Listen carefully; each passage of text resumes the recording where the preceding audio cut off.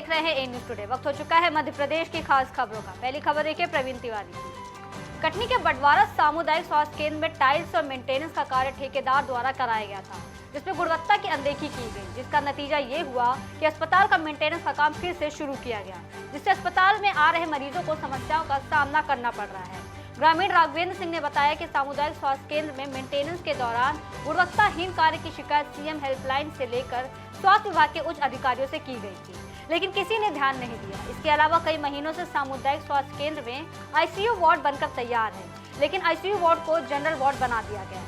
ICU में लगी AC और अन्य सुविधाएं बंद हैं, जिससे मरीज को समस्याओं का सामना करना पड़ रहा है और जिम्मेदार डॉक्टर अपने निजी क्लिनिक संभालने में लगे हुए हैं। शासकीय कार्य पर हुई लापरवाही की उच्च स्तरीय जांच कराने और दोषियों पर कार्रवाई करने की मांग की। बड़वारा सामुदायिक केंद्र में करीब 5-6 महीने पहले लाखों की लागत से मरम्मत कार्य करवाया गया था, अस्पताल का मेंटेनेंस का कार्य करवाया गया था, जो कि जिसकी शिकायत हमने निरंतर गुणवत्ता को लेकर निरंतर शिकायत हमने जिम्मेदार अधिकारी को सीएम हेल्पलाइन के माध्यम से शिकायत की थी, लेकिन जिम्मेदार अधिकारी ने किसी भी तरह का उसमें कोई मामला संज्ञान में नहीं लिया था। नतीजा आज ये निकल रहा है कि पूरी वहाँ की जितनी भी सुविधाएं हैं क्षतिग्रस्त हो रही हैं, टाल्स टूट रहे हैं। आईसीयू रूम का वहाँ पे निर्माण किया गया था 25 बेड का, वो आईसीयू बेड का निर्माण जो मरीजों को मिलना चाहिए वो नहीं मिल पा रहा है और अस्पताल में चारों तरफ इतनी गंदगी फैली हुई है और डॉक्टर है तो अपने निजी क्लिनिक चलाने में व्यस्त है। अगली खबर देखिए संजय शर्मा की। आचार संहिता में भाजपा नेता ओम मेघवंशी और उनके बेटों की गुंडागर्दी का मामला सामने आया है। नेता ने कट्टे के दम पर पूर्व सैनिक के साथ मारपीट की। घटना में दोनों बेटे और भतीजे भी शामिल थे। खुद को भाजपा के महासचिव कैलाश विजयवर्गीय का खास बताकर इंदौर रोड स्थित राज सागर रेस्टोरेंट पर देर रात खुलेआम अवैध शराब बेचने वाले ओम मेघवंशी की ओछी हरकत एक बार फिर से सामने आई। बता दें कि घायल विशाल जोशी पूर्व सैनिक हैं और बीएसएफ से सेवानिवृत्त होकर लौटे हैं। इस घटना में पूर्व सैनिक संगठन ने कड़ा विरोध जताया है और आरोपियों पर कड़ी कार्रवाई करने की मांग की है। संगठन ने घटना को लेकर ज्ञापन दिया।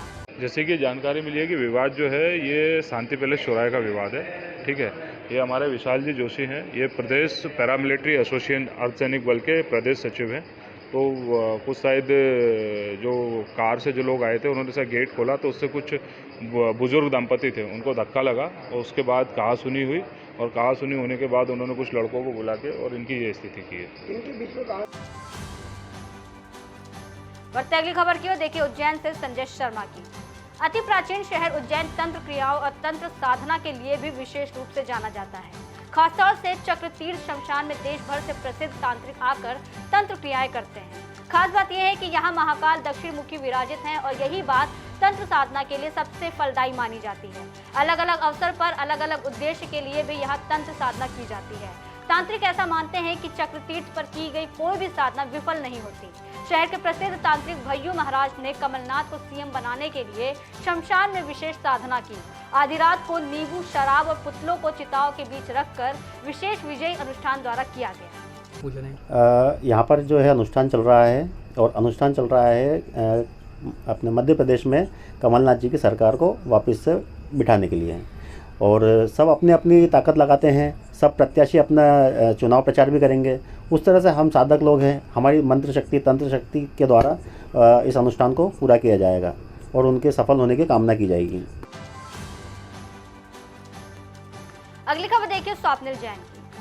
केंद्रीय मंत्री ज्योतिरादित्य सिंधिया खनिया थाना में बूथ स्तर के कार्यकर्ताओं को करेंगे संबोधित। सभागार स्टेडियम में पहुंचेंगे केंद्रीय मंत्री सिंधिया। मंडल खनिया थाना के हजारों की संख्या में कार्यकर्ताओं को देंगे जीत का मंत्र। पुलिस प्रशासन ने की हेलीपैड से लेकर सभा स्तर तक चक्का चौबंद व्यवस्था। अगली खबर देखिए जमील चौहान। देश भर में इन दोनों एक और जहां नवरात्रि की धूम है तो वहीं दूसरी ओर मध्य प्रदेश में विधानसभा चुनाव की हलचलें तेज है। लेकिन मध्य प्रदेश के खंडवा में इन दोनों को एक साथ जोड़ने का काम थर्ड जेंडर कहे जाने वाले किन्नरों ने किया है। दरअसल खंडवा में रहने वाले किन्नरों ने देवी मां की आराधना करने के लिए 9 दिन तक भजन कीर्तन का कार्यक्रम रखा है। इस दौरान भजन कीर्तन के बीच कई बार सभी से मतदान करने और वोट का सही इस्तेमाल करने की अपील भी करते हुए नजर आ रहे हैं।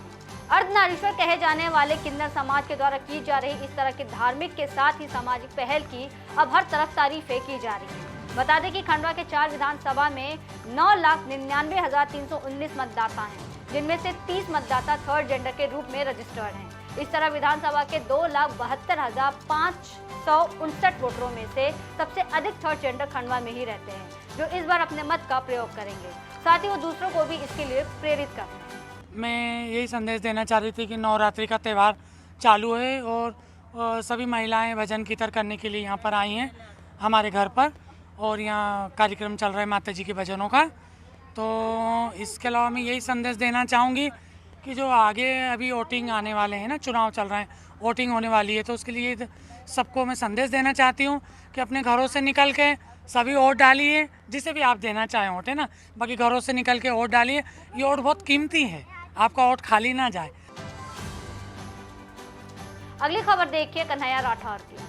नौकर ने की मालिक की हत्या, पुलिस ने आरोपी को किया गिरफ्तार। जानकारी के अनुसार नौकर और मालिक में कहासुनी होने पर नौकर ने मालिक पर घातक हमला करते हुए मौत के घाट उतार दिया। पुलिस ने पंचनामा बनाकर शव को पोस्टमार्टम के लिए भेरुंदा भेजा। अगली खबर देखिए कुलदीप गुप्ता के शिवपुरी से। एक दिवसीय दौरे पर केंद्रीय मंत्री ज्योतिरादित्य सिंधिया कार्यकर्ता सम्मेलन में पहुंचे। सिंधिया ने जमकर कांग्रेस पर हमला बोला। उन्होंने कहा कि इन लोगों में सत्ता की इतनी भूख है कि एक पूर्व मुख्यमंत्री दूसरे पूर्व मुख्यमंत्री के कपड़े फाड़ने की बात सार्वजनिक रूप में कह रहा है, तो ऐसे में ये लोग अगर सत्ता में आ गए तो फिर गरीब जनता का क्या होगा। सांसद और केंद्रीय मंत्री ज्योतिरादित्य सिंधिया अपने एक दिवसीय दौरे पर शिवपुरी जिले की सबसे बड़ी विधानसभा पिछौर विधानसभा में पहुंचे हैं। यहाँ पर कार्यकर्ताओं को चुनाव के दौरान एकजुट करने का प्रयास करते हुए कार्यकर्ताओं में जोश भरने का वो काम कर रहे हैं। और दूसरे तरफ कुर्सी, भ्रष्टाचार, स्वयं की सोच, कुर्ता फाड़ने वाली सोच।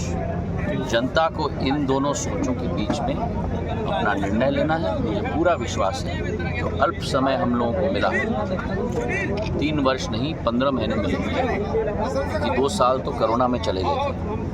15 साल उस कांग्रेस की 15 महीने उस कांग्रेस की सरकार और 15 महीने हमारी भारतीय जनता पार्टी की सरकार। जमीन आसमान का अंतर है। मुझे पूरा विश्वास है कि भारतीय जनता पार्टी का परचम पूरे प्रदेश में लहराएगा। फिलहाल के लिए इतना ही। देश और दुनिया की तमाम बड़ी खबरों के लिए बने रहिए ए न्यूज़ टुडे के साथ।